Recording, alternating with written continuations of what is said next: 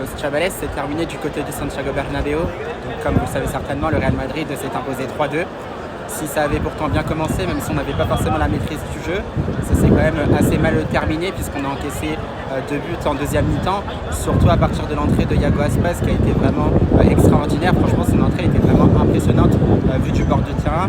Des passes, franchement, qu'il a trouvé, des lignes de passes tout simplement exceptionnelles, que ce soit sur le premier but comme sur le deuxième. Alors après, évidemment, la défense centrale, c'était Jacobo qui est tout jeune, accompagné de Tchouaméni. C'est vrai qu'il y avait un manque de cohérence entre ces deux-là. Et justement, sur ça, on a été puni puisque c'est un petit peu pour toi qui n'a rien pu faire. Mais sinon, même si le Real Madrid a montré un peu de suffisance dans le jeu, c'est vrai qu'il y a eu des superbes buts, notamment les 2 premiers, celui d'Arda Güler, donc une frappe tout simplement lucarne opposée, c'est tout simplement exceptionnel la qualité du pied gauche qu'a Arda Güler.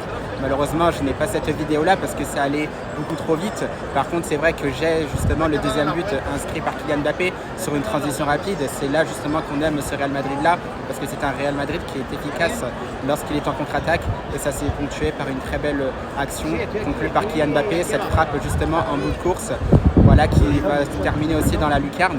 Donc voilà, à ce moment-là, on retourne à 2-0 à la mi-temps. Il y aura un 3e but, donc toujours par Kylian Mbappé qui ira de son doublé. Et derrière, voilà, c'est un Real Madrid qui manque de concentration, tout simplement à l'image de cette saison-là.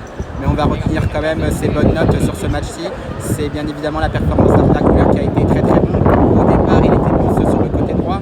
On l'a vu se réaxer avec pas mal de liberté. Et justement, on le trouve au cœur du jeu justement pour cette passe décisive, juste dans le bon tempo pour Kylian Mbappé qui marquera justement ce 3e but. On pensera justement qu'on finira ce match-là tranquillement à 3-0 minimum.